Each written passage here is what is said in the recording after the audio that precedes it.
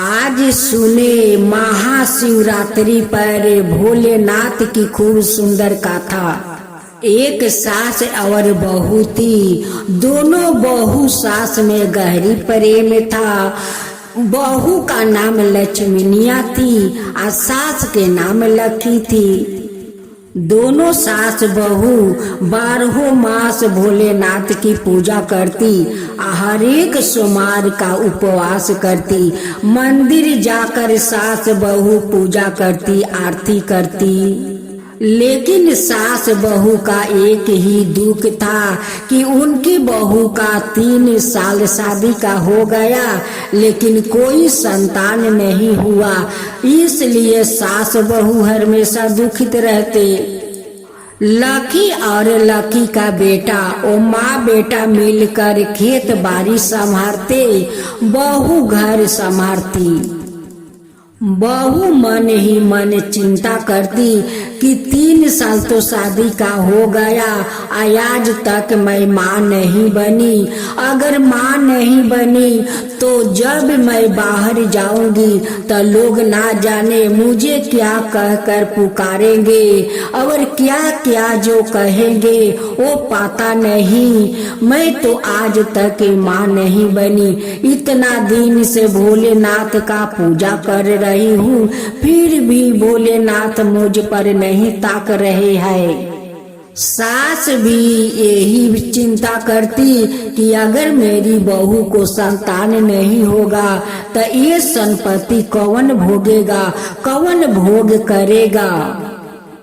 एक दिन लकी खेत से काम करके घर लौटती है। बहू से कहती है कि देख लक्ष्मीनिया, कल तो सोमवार है, मंदिर जाना होगा। थोड़ा खेत में काम बाकी रह गया है।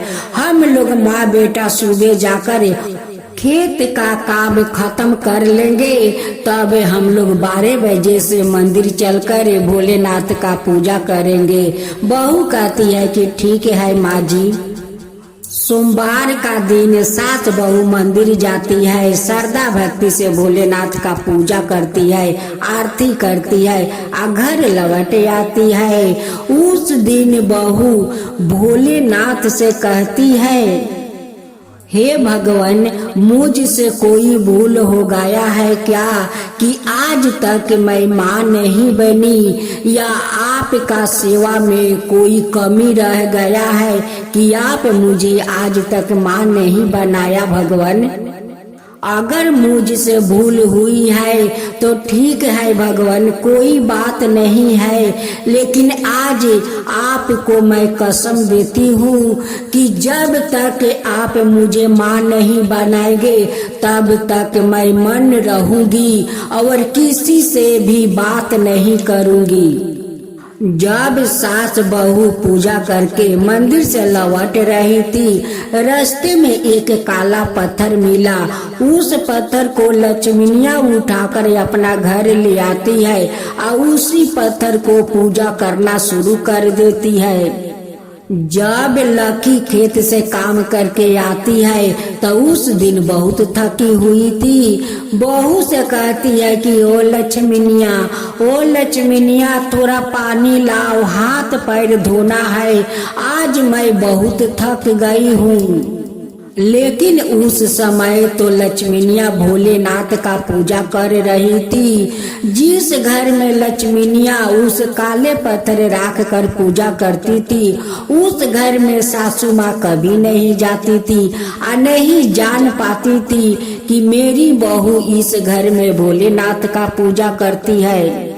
जब बहू का पूजा समाप्त हो गया तो वो बाल्टी में पानी लेकर आती है, अपना सास को देती है और सास कहती है कि बहू जा खाना परोस मेरे लिए और अपना पति के लिए। बहू तो मन व्रत राखी थी, वो तो बोल नहीं रही थी। वो अपना सिर झुकाकर कहती है कि ठीक है। अब तो सास कहती है कि लक्ष्मीनिया एक बार कोई बात को जवाब नहीं दिया और अपना सिर हिलाकर चली गई। लक्ष्मीनिया अपना सास और पति को खाना खिला देती है, खुद भी खा लेती है। उनकी पति कुछ बोलते हैं तो वो अपना सर झुका देती है। ऐसे देखते देखते तो 2 दिन 3 दिन हो गया। अब तो लकी को चिंता होने लगी कि मेरी बहू को क्या हो गया है। वो किसी से बात नहीं करती है। जो बात हम लोग कहते हैं पूछते हैं तो वो अपना सिर हिला देती है, लेकिन बात नहीं कहती है। अब तो लकी का मन में नाना रकम के संदेह होने लगा। अपना बेटा से कहती है कि बेटा, तेरा पत्नी तो बात नहीं बोल रही है, जैसा लगता है कि वो बोबा बन गई है, वो किसी से बात नहीं कर रही है। जरूर उसका कुछ हुआ है बेटा, कुछ हुआ है। लेकिन लक्ष्मीनिया तो भोलेनाथ को कसम दी थी कि जब तक आप मुझे माँ नहीं बनाएंगे तब तक मन व्रत रखूंगी, किसी से बात नहीं करूंगी। लकी अपना बेटा से कहती है कि देख बेटा, काल तो सोमवार है, काल तो महाशिवरात्रि व्रत है, उसी दिन प्रदोष व्रत भी पड़ा है। तेरी पत्नी तो कोई बात नहीं कर रही है, वो तो बोबा बन गई है। लकी भोलेनाथ से कहती है कि हे भोलेनाथ, मेरी बहू पर ऐसा कोई मुसीबत मत आने देना। मेरी बहू बात नहीं करती है। अगर मेरी बहू वो बात करेगी तो मैं शिवरात्रि का दिन उपवास भी करूँगा और प्रदोष व्रत भी करूँगी। दोनों व्रत मैं एक साथ करूंगी भगवान, एक साथ करूंगी। मेरी बहू को आप कंठ दे दो भगवान, कंठ दे दो कि वो बोल सके। लकी उधर बाजार जाती है भोलेनाथ को पूजा को समग्रही लाने। इधर बहू तो सब तैयार करके एक डाली में रखी थी। जिस पत्थर को वो घर में पूजा कर रही थी उसी भगवान को श्रद्धा भक्ति से वो घर के अंदर पूजा कर रही थी। जब सास बाजार से आती है तो कहती है कि लक्ष्मीनिया, ओ लक्ष्मीनिया, देख सारे हम लोग का पड़ोस के औरत लोग जल ढारने जा रहे हैं, तू घर में क्या कर रही है? अरे थोड़ा बाहर निकल। सास का परेशानी देखकर भोलेनाथ को तो उन पर दया आ गया कि ये सास बहू में इतना प्रेम है। देखो बहू तो मन व्रत राखी है, वो बात नहीं करती है, इसलिए ये सासू माँ कितना दुखित है। भोलेनाथ एक साधु का वेश में उस लकी के आंगना में आते हैं और लकी के पास जाकर कहते हैं कि आपको क्या हुआ, क्यों उदास हो? लकी अपना बहू के बारे में सारे बात कहने लगी। उसी समय उनकी भोलेनाथ का पूजा समाप्त हो गया। जब बहू निकलती है और उस साधु को देखती है तो आकर उनकी पैर पकड़ लेती है। लक्ष्मीनिया का ये व्यवहार सासू माँ को अच्छा नहीं लगा।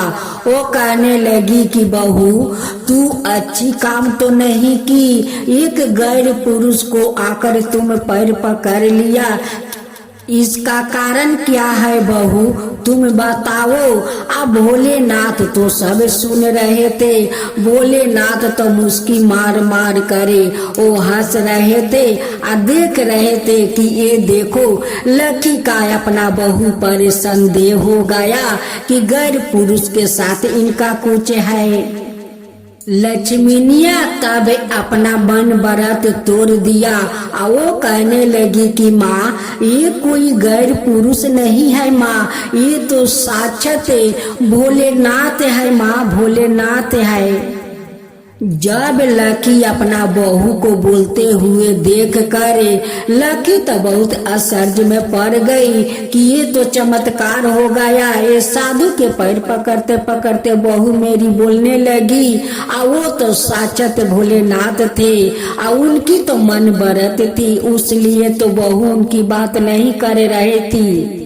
लक्ष्मीनिया भोलेनाथ से कहने लगी कि भगवान अब तो अपना दर्शन दे दीजिए। भोलेनाथ कहने लगे कि लकी आज तुम अपना बहू पर संदेह कर लिया कि वो गलत है। वो तो मेरा मन बरत रखी थी, वो मुझे कसम दिया था कि जब ले मैं मां नहीं बनूंगी तब ले किसी से बात नहीं करूंगी और मैं मन बरत रखूंगी। और भोलेनाथ तो बीच में ही उनकी माँ बना दिया था। उनकी पेट में संतान पल रहे थे, लेकिन बहू को भी पता नहीं था कि मेरे पेट में संतान पल रहे हैं। भोलेनाथ जब बताए कि मैं तो बीच में ही उनकी व्रत रखने से पहले ही उनकी पेट में मैं संतान डाल दिया था, लेकिन आपका बहू को भी पता नहीं था कि मैं माँ बन गई हूँ। आज तो आपका बहू माँ बन गई है उनकी, उसलिए आज का दिन मन व्रत तोड़ कर आज बात की है। जो लोग मेरा श्रद्धा भक्ति से परदोष व्रत करता है उन पर ऐसा ही प्रसन्न हो जाता हूँ, उन्हें भी दर्शन देती हूँ, उनकी मन चाहे फल भी देती हूँ।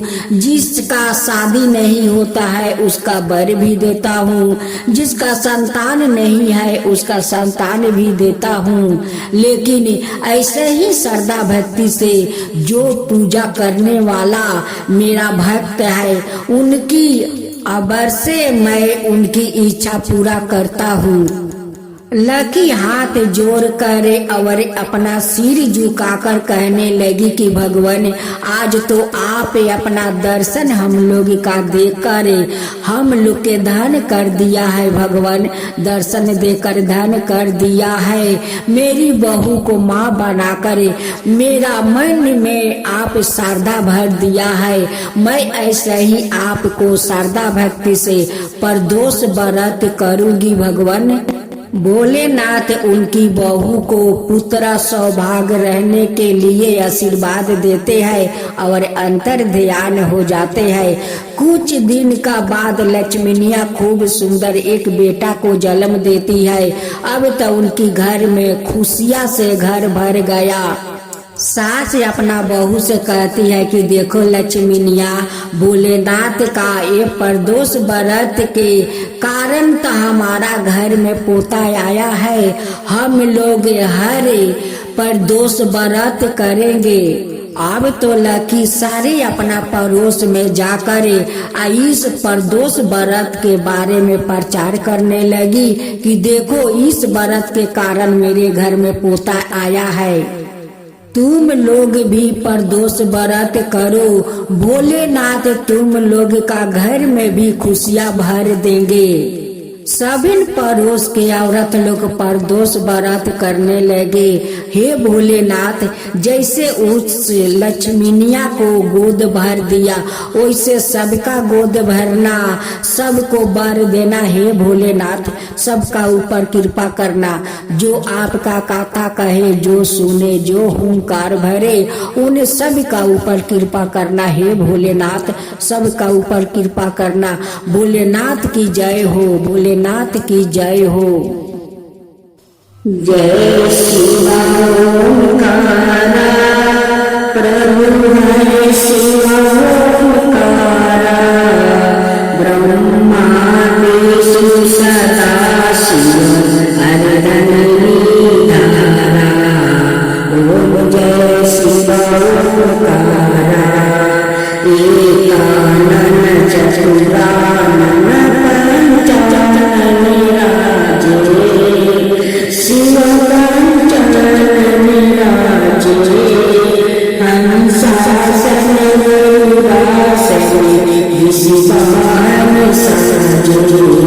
ओम जय शिव ओंकारा, दो जय चतुर भुजग सबुज अति सोहे तीनों रूपन लखिता त्रिभुवन जनि मोहे ओम जय शिव ओमकारा